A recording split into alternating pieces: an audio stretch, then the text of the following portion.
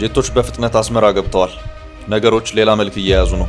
ፕሬዝዳንት ኢሳያስ ከዚህ ቀደም የደረሳቸውን የጀነራሉን ማስጠንቀቂያ ወደ ጎን ማለታቸውን የሚያመለክት ውሳኔን መወሰናቸው እርግጥ ሆኗል። የግብጽ እጅም ጭምር ያለበት መሆኑም ተረጋግጧል። የቀጠናው ወታደራዊና ፖለቲካዊ የኃይል አስተላለፍ ሌላ መልክ እየያዘ ነው። በቀይ ባህር ጉዳይ አንድ እንግዳ 4 ኪሎ እየተጠበቁ ነው። በቅርቡም ወደ አዲስ አበባ አምርተው ከጠቅላይ ሚኒስትር አብይ አህመድ ጋር የሚመክሩ መሆኑ ታውቋል። የተባበሩት አረብ ኤምሬቶች ፕሬዝዳንት ሼህ መሐመድ ቢን ዛይድ ከአንዲት ኢትዮጵያዊት ጋር የተነሱት ፎቶ ከፍተኛ ትኩረትን ስቧል። ሼህ መሐመድ ፎቶውን ለጠቅላይ ሚኒስትር አብይ አህመድ አድርሽልኝ ብለዋል። የነጌታቸው ስምረት ፓርቲ መጀመሪያውን ስብሰባ በአዲስ አበባ አካሂዷል። ጌታቸው ረዳ፣ ጀነራል ጻድቃን ገብረትንሳኤና ሌሎችም የቀድሞ የህወሓት ከፍተኛ አመራሮች በአዲሱ ፓርቲው የመጀመሪያ ስብሰባ ምን መከሩ? የሶማሌ ክልል ፕሬዝዳንት አቶ ሙስጠፌ ከሰሞኑ ወደ ኬንያ አቅንተው በነበረበት ሰፋ ያለ ቃለ መጠይቅ አድርገዋል። በተቃዋሚነት ዘመንና በስልጣን ዘመን ስላለው ልዩነት አንስተዋል። በአብዲሌ መፈታት እጃቸው እንደሌለበት አንስተው መፈታቱን ግን እንደሚቃወሙ ለመጀመሪያ ጊዜ ተናግረዋል። በክልሉ የሰላም ስምምነት ፈርሞ የገባው የኦብነግ ኃይል አሁን ለሁለት ተከፍሎ ጫካ ልመለስ ማለቱ የሰሜን ኃይሎች ማበረታቻ ያለበት ነው ሲሉ ገልጸዋል። በክልሉ የመገፋትና ውክልና ማጣት ስሜት መጥፋቱን የመገንጠል ስሜት የለም በሚባል ደረጃ መሆኑን የተናገሩበትን ቃለ መጠይቅ ቁልፍ መረጃዎች ይዘናል። አትሌት ገለቴ ቡርቃ በባለቤቴ ከፍተኛ ዘረፋ ተፈጸመብኝ ስትል በእንባ ተናግራለች። በአሜሪካው ሎስ አንጀለስ ስደተኞችን የማባረሩ ዘመቻ ባስከተለው አመጽ ከታሰሩ ሰዎች ውስጥ 160 ሚሊዮን በላይ ተከታዮች ያሉት ዝነኛው ቲክቶከር ካቢላሜ እንደሚገኝበት ተሰምቷል። ትራምፕ አመጽ አያስቆመንም፣ እንደውም ከባድ እርምጃ እንድንወስድ ያበረታናል ሲሉ በዛሬው ዕለት አስጠንቅቀዋል። እስከ ፍጻሜ አብራችሁን ቆዩ። የምንለቃቸው ዕለታዊ ትኩስ ዜናዎች እንዲደርሷችሁ ላይክ፣ ሼር፣ ሰብስክራይብ ማድረግ እንዳትረሱ።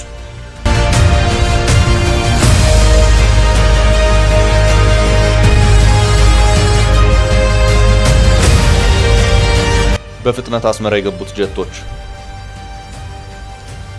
አስመራ በአፋጣኝ ጀቶች ገብተዋል። ከታሰበው መጠነ ሰፊ የማጥቃት እንቅስቃሴ ጋር የተያያዘ መሆኑን የወጣው መረጃ አመልክቷል። በነበሩት ሁኔታዎች ዳር ዳር ሲሉ የነበሩት ፕሬዝዳንት ኢሳያስ አፈወርቂ በአሁኑ ሰዓት ሸሚዛቸውን ሰብስበው እየገቡበት መሆኑን የሚያረጋግጥ ወታደራዊ ኃይል አስተላለፍ መሆኑ ተረጋግጧል። ከሰሞኑ ወደ አስመራ የገቡ መሆኑ የተረጋገጠው የሱዳን ተዋጊ አውሮፕላኖች ናቸው። በግብጽ በጀነራል አብዱል ፈታህ አልቡርሃን በሚመራው የሱዳን ጦር ኃይልና በኤርትራ መካከል አዲስ የኃይል አስተላለፍ ተፈጥሯል። የሱዳን ፈጥኖ ደራሽ ጦር ዋና አዛዥ ጀነራል መሐመድ ሐምዳን ዳጋሎ በቅርቡ ኤርትራንም ግብጽንም የከሰሱና ያስጠነቀቁ መሆናቸው የሚታወስ ነው። በሱዳን የሁለቱ ጀነራሎች ፍልሚያ የሱዳን ጦር ኃይል መጠነ ሰፊ የእግረኛና የአየር ኃይል ማጥቃትን ለማከናወን ዝግጅቱን አጠናቆ ውጊያዎቹን ጀምረዋል። በዚህ መሃል ግን አንድ ስጋት ተፈጥሯል። እሱም የድሮን የበላይነት እንዳለው ከዚህ ቀደም በሚገባ ያሳየው የዳጋሎ ፈጥኖ ደራሽ ጦር ፖርት ሱዳን ላይ ያሉትን የጦር ኃይሉን ጀቶች በድሮን ሊደበድብ ይችላል በሚል ነው። እናም የጀነራል አብዱል ፈታህ አልቡርሃን ጦር እነዚህኑ ጀቶች ወደ አስመራ ማሸሽ ግድ ያለው መሆኑን የማዳማ ሰርብ በመባል የሚታወቀው የግብፁ አነፍናፊ ሚዲያ ዘገባ አስታውቋል። ይሄ ውሳኔም በቅርቡ የሱዳን ጠቅላይ ሚኒስትር ሆነው በተሾሙት ካሚል ኢድሪስ አማካይነት የተወሰነ መሆኑን የዚሁ ሚዲያ ዘገባ አክሎ አመልክቷል። አሁን ባለው ሁኔታ ውጊያዎቹ በሁለት ወሳኝ በተባሉ የሱዳን ግዛቶች ላይ ተስፋፍተው ቀጥለዋል። የመጀመሪያው ኮርዶፋን በተባለው የሱዳን ማዕከላዊ ግዛት ሲሆን ሌላኛው ደግሞ በሰፊው የሱዳን ግዛት ዳርፉር ነው። እነዚህ ሁለት ግዛቶች በጀነራል መሐመድ ሐምዳን ዳጋሎ የሚመራው የሱዳን ፈጥኖ ደራሽ ጦር ጠንካራ ይዞታዎች ናቸው። ሁለቱ ተፋላሚ ጦሮች የሚዋጉት በዋነኝነት ሱዳንን በሁለት ይዞታዎች ከፍለው ነው። ከሰሜን ቀይ ባህር አቅጣጫ ፖርት ሱዳን ጀምሮ ግብጽና ሱዳን እስከሚዋሰኑበት ድንበር ድረስ፣ እንደዚሁም በሰሜን ምስራቅ አቅጣጫ ኢትዮጵያና ኤርትራ ሱዳንን በሚያዋስኑባቸው ከሰላና ገዳሪፍ ባሉት ግዛቶች ጠንካራ ይዞታውን የመሰረተው በጀነራል አብዱል ፈታህ አልቡርሃን የሚመራው የሱዳን ጦር ኃይል ነው። ጦሩ ባለፉት ወራት በወሰዳቸው ጠንካራ የማጥቃት እርምጃዎች በእነዚሁ ግዛቶች ያሉትን ይዞታዎች ከማጠናከር ባለፈ ካርቱምንና ዙሪያዋን ሳይቀር ከጀነራል መሐመድ ሐምዳን ዳጋሎ ፈጥኖ ደራሽ ጦር መንጠቅ ችሏል። በዚህም የዳጋሎ ጦር ከባድ የሞራል ውድቀት ደርሶበታል። እነዚህኑ የካርቱምና ዙሪያዋን አካባቢ መቆጣጠር የቻለው የሱዳን ጦር ኃይል አሁን ደግሞ የግዛት አድማሱን ወደ ዳርፉርና ኮርዶፋን ግዛቶች ማስፋት ይፈልጋል። ጦርነቱን በሁለት ግዛቶች ተስፋፍቶ ቀጥሏል። ጦር ኃይሉ የዳጋሎ ጦር ጠንካራ ይዞታ ናት የተባለችውን የደቡብ ዳርፉር ጠንካራ ዋና ከተማ የሆነችውን ኒያላ በድሮንና በጀት እየደበደበ ይገኛል። የዳጋሎ ጦር አሁን እየደረሰበት ላለው ከባድ ወታደራዊ ምት የድሮን ምላሽ ሊሰጥ ይችላል የሚል ስጋትን አሳድሯል። ስጋቱ ያደረበት በጀነራል አልቡርሃን የሚመራ የሱዳን ጦር ኃይል ነው። የዳጋሎ ጦር ከሳምንታት በፊት ፍጹም የድሮን የበላይነት ያለው መሆኑን የጀነራል አብዱል ፈታህ ጊዜያዊ መንግስታቸው መቀመጫ የሆነችው ፖርት ሱዳንን በመደብደብ አሳይቷል። በፖርት ሱዳን ባካሄደው ከባድ የድሮን ድብደባም የጀነራል አብዱል ፈታህ አልቡርሃን ጦር ከባድ ጉዳትን አስተናግዷል። አሁን ጀቶችን ወደ አስመራ ማሸሽ የተፈለገውም የሱዳን ጦር ኃይል በኮርዶፋንና ዳርፉር እየወሰዳቸው ካላቸው ወታደራዊ እርምጃዎች ጋር በተያያዘ የጀነራል መሐመድ ሐምዳን ዳጋሎ ፈጥኖ ደራሽ ጦር በፖርት ሱዳን ባለው የጦር ኃይሉ ጠንካራ ይዞታዎች ላይ ድሮን ጥቃቶችን ሊያካሄድ ይችላል በሚል ስጋት ነው። ፕሬዝዳንት ኢሳያስ ከሁለቱ የሱዳን ተፋላሚ ኃይሎች የጀነራል አብዱል ፈታህ አልቡርሃን ደጋፊ መሆናቸውን ከዚህ ቀደም በግልጽ በአደባባይ አሳውቀዋል። የአልቡርሃን ተፋላሚ የሆኑት ጀነራል መሐመድ ሐምዳን ዳጋሎም ኤርትራ በሱዳን የውስጥ ጉዳይ ጣልቃ እየገባች ነው በሚል ኤርትራን አጥብቀው እያስጠነቀቁ መሆኑ የሚታወስ ነው። ከሰሞኑ እየወጡ ካሉት ዘገባዎች አንጻር ኤርትራ ቀስ በቀስ በሱዳን የእርስ በርስ ጦርነት ውስጥ ተስባ እየገባች መሆኑን የሚያመለክቱ ሆነዋል።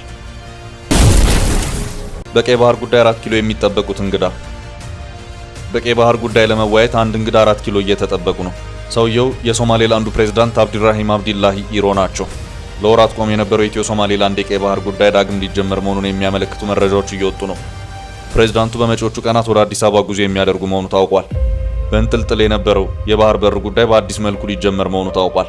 ከአንድ ዓመት በፊት በኢትዮጵያ መንግስትና የቀድሞ የሶማሌላንድ ፕሬዝዳንት ሙሴ ቢሂ ኢትዮጵያ የባህር በር መውጫና ወታደራዊ ቤዝ ልታገኝ የምትችልበት የመግባቢያ ስምምነት የተፈረመ መሆኑ የሚታወስ ነው። ሆኖም በመሃል ዋናዋ ሶማሊያ ኢትዮጵያ ለእውቅናና ስምምነት የግዛት አካል ከሆነችው ሶማሌላንድ ጋር ስምምነትን በመፈራረም ሉዓላዊነቴን ጣሰች በሚል ተቃውሞ በማንሳቷ በኢትዮጵያና ሶማሊያ መካከል ለአንድ ዓመት ያህል የዘለቀ ቀጠናዊ ፖለቲካ ውዝግብ ነበር። በመሃል የቱርኩ ፕሬዝዳንት ረሲብ ጠይብ ኤርዶጋን ጣልቃ ገብተው ጠቅላይ ሚኒስትር አብይ አህመድና የሶማሊያው ፕሬዝዳንት ሐሰን ሼክ መሐመድ አንካራ ላይ ስምምነት እንዲፈራረሙ አደረጉ። በዚህ ሂደት ውስጥም ኢትዮጵያና ሶማሌላንድ የደረሱበት የቀድሞ የመግባቢያ ስምምነት ምን ሆነ የሚለው ጉዳይ በደንብ የተብራራበት ሁኔታ አልነበረም።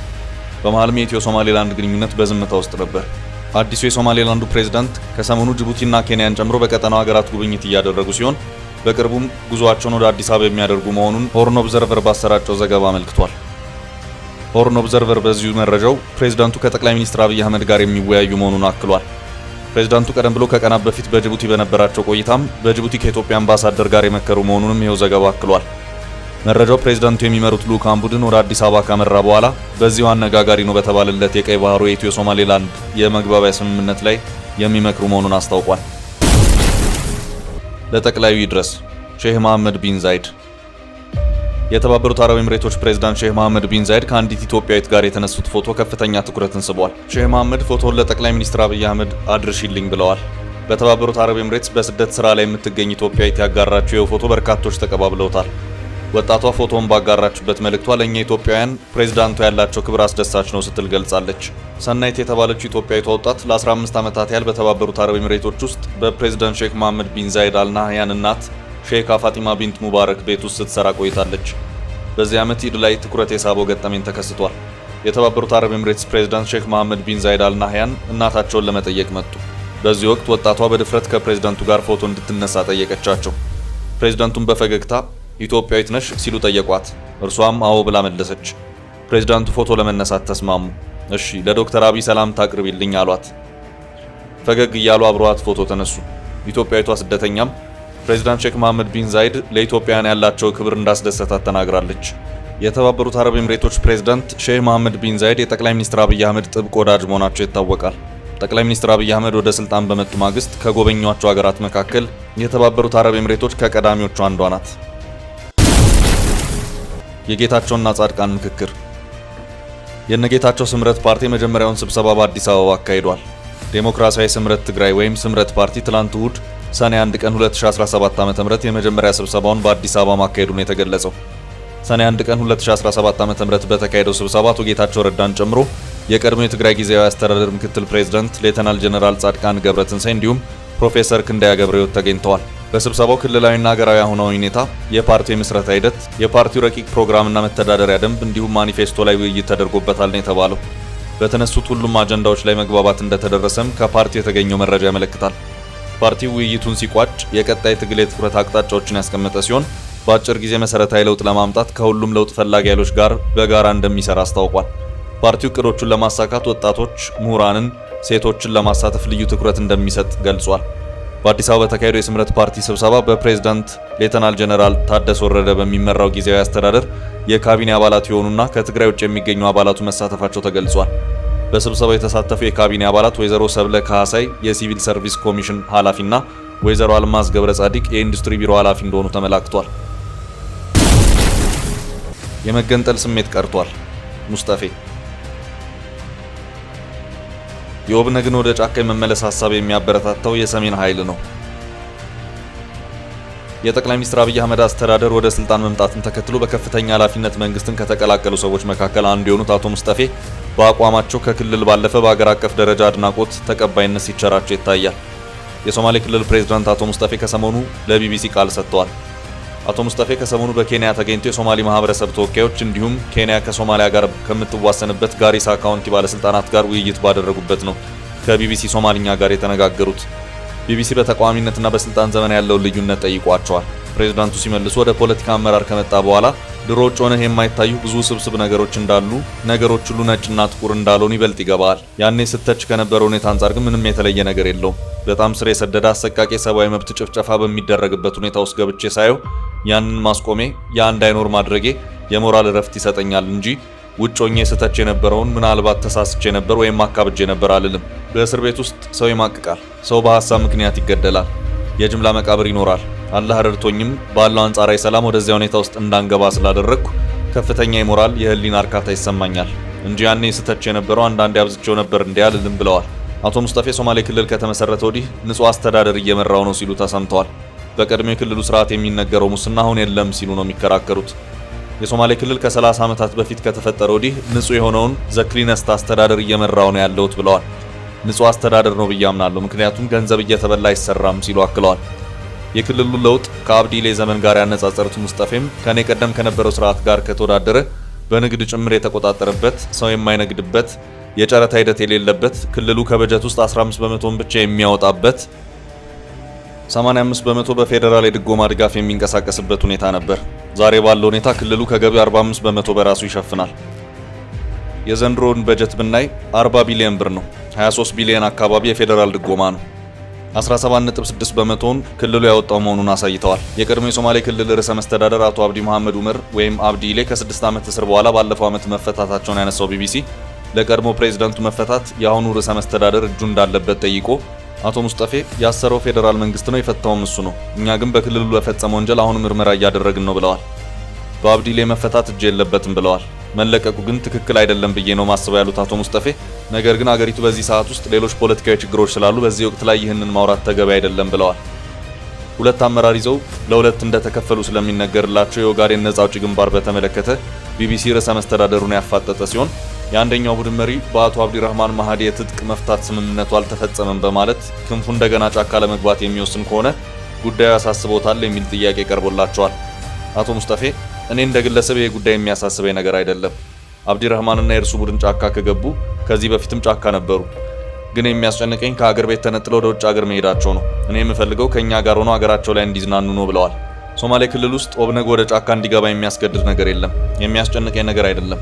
ግን ከመጣ እንዴት እንደምናስተናግደው እናውቃለን። በፍጹም የሚያሳስበኝ ነገር አይደለም።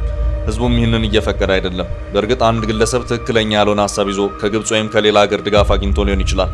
እኔ ግን የመጣሁበት ህዝብ እንደዚህ አይነት ነገር አይቀበልም ብለዋል። አክለውም ኦብነግ ጫካ እንገባለን የሚለው ሌሎች ሀገራትና ሌሎች ቡድኖች በተለይ በሰሜን ኢትዮጵያ ያሉ ኃይሎች እያበረታቱት ነው ብዬ አምናለሁ ብለዋል።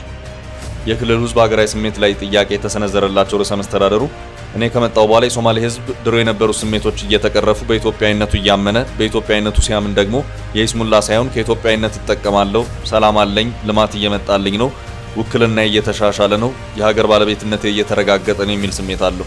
ይህንን በክልሉ ያለው የሃይማኖት የብሔር መቻቻል በተግባር ያሳያል ብለዋል። ዛሬ መገንጠል ስሜት የነበረው ሁኔታ ከሞላ ጎደል ቀርቷል ማለት ይቻላል። ያውም በሶሻል ሚዲያ ዘመን ሚዲያ ላይ የለም። አሁን ሚዲያ ላይ ሌሎች አጀንዳዎች ናቸው ያሉት፣ እየተራገበ አይደለም።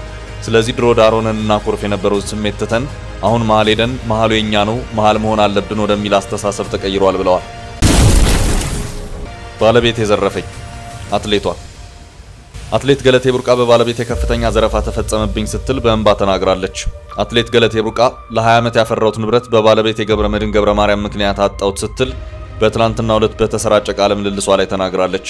መኖሪያ ቤትና መንግስት በተለያየ ጊዜ ሸለማት 11 መሬቶች ውስጥ 10ሩን ባለቤቷ መሸጡንና አሁን ካለችበት ቤት ለማስወጣት በፍርድ ቤት ጉዳዩን እየጨረሰ ነው ስትል አትሌቷ ተናግራለች።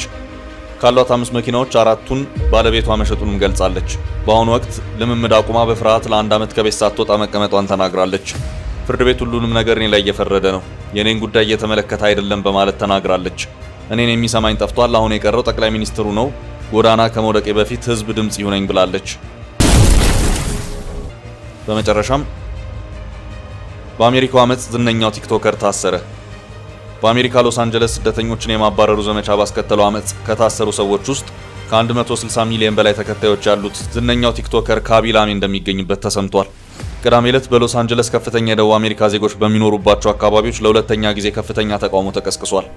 ተቃውሞ ሰልፈኞቹ ከፌዴራል የስደተኞችና የጉምሩክ ፖሊሶች ጋር ተጋጭተዋል።